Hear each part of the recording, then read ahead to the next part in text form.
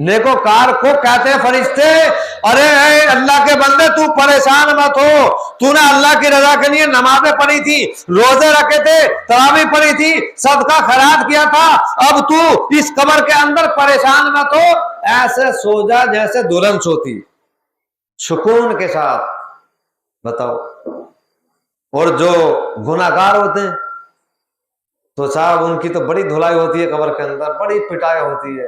हदीस शरीफ के अंदर आता है गुर्ज होता है, गुर्ज, आग का हथौड़ा, तो ये जब फरिश्ते उसको मारते हैं ना, हदीस शरीफ के अंदर आता है कि मुर्दा 70 गज जमीन के अंदर धंस जाता। बताओ क्या हाल होता होगा। यानी सोच सोचकर फुरारी आती है कि कब्र में क्या हाल होता होगा। अल्लाह अपना रहम फरमाए। तो प्यारे मुसलमानों, पूरी दौलत यहीं रह जाएगी। जो मस्जिदों में लगा दोगे, मदरसों में लगा दोगे, या गरीब यतीम मिस्किन यतीमों को दे दोगे ना, वही तुम्हारे काम आएगा। गरीबों की दुआएं लिया करो। तो प्यारे मुसलमानों, कितनी प्यारी रात है, कितनी प्यारी रात। ये तो देखो आप, यानी हदीस शरीफ के अंदर आता है कि जो लोग दुरूद सलाम पढ़ते हैं ना, दुरूद सलाम, जब हजरत इजराइल अलैहिस्सलाम ऐसे बंदों के पास में आते हैं ना रूह कब्ज करने के लिए, तो ये ऐसे कब्ज करते हैं जैसे किसी नबी की रूह कब्ज होती है। नबी को कोई अजाब दे सकते हैं फरिश्ते? नहीं। हजरत इजराइल अलैहिस्सलाम के साथ में और फरिश्ते भी आते हैं, लेकिन हजरत इजराइल अलैहिस्सलाम का क्या काम है कि बंदों की रूह निकालते हैं, यानी बंदों को मौत देते हैं रब के हुक्म से। क्योंकि मिट्टी भी यही लेकर के आए थे, मिट्टी भी यही लेकर के आए थे, और इन्हीं के सुपुर्द किया गया कि भाई तुम जो मिट्टी की अमानत है ना, मिट्टी के हवाले तुम ही करो वापिस।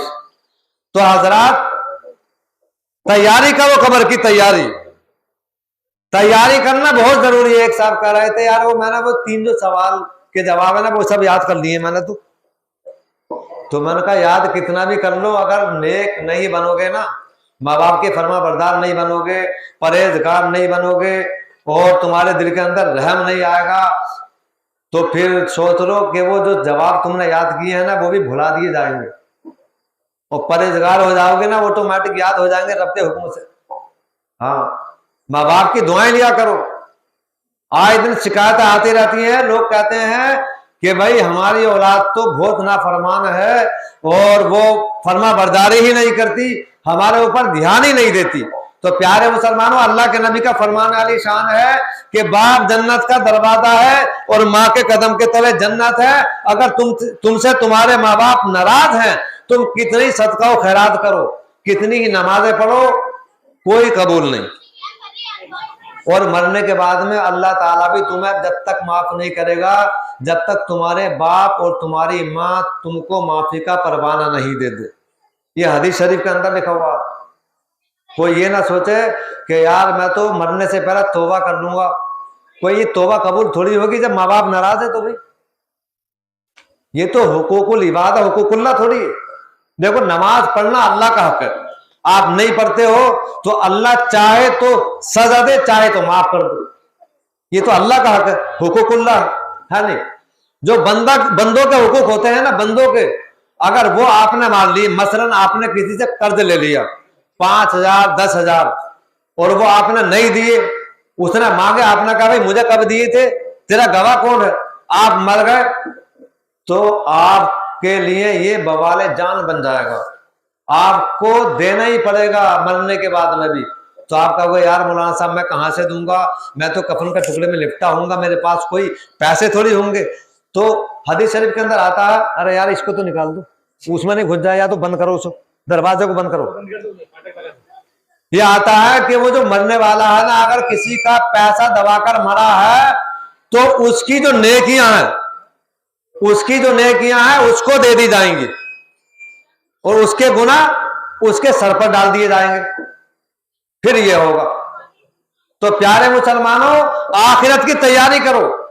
आखिरत की तैयारी करनी बेहद जरूरी है। अब देखो ना, हजरत आदम अलैहिस्सलाम दुनिया के सबसे पहले नबी है, और आपकी 1000 साल की उम्र हुई थी। हमारी आपकी कितनी होगी? 100 साल के अंदर ही होगी। کسی کی 60، کسی کی 70، 80، اس کے بعد کدھر جانا ہے بھائی؟ قبر میں جانا ہے، وہاں تو پھر ہمیشہ رہنا ہے۔ مان لو خدا نہ خواستہ اگر انٹری ہو گئی دوزخ کے اندر جانے کی، پھر کیا ہوگا؟ اللہ کے نبی فرماتے ہیں ہر نماز میں، ہر دعا میں یہ دعا مانگا کرو، یا اللہ جب میں مروں تو میرا خاتمہ ایمان پر فرمانا۔ سبحان اللہ۔ کیونکہ خاتمہ اگر ایمان پر ہو گیا نا تو پھر آپ جنت میں جاؤ گے انشاءاللہ تعالی، اور خاتمہ ایمان پر نہیں ہوا، ایک ڈاکو جو ہے نا، ڈاکو سب سے بڑا ڈاکو جو شیطان ہے، جا کرنے کے وقت بھی نہیں چھوڑتا انسان کو، آ جاتا بہت بکاتا اس کو، بہت برگلاتا ہے، تو بہت سارے بندے ایسے اس کے بکائے میں آ جاتے ہیں۔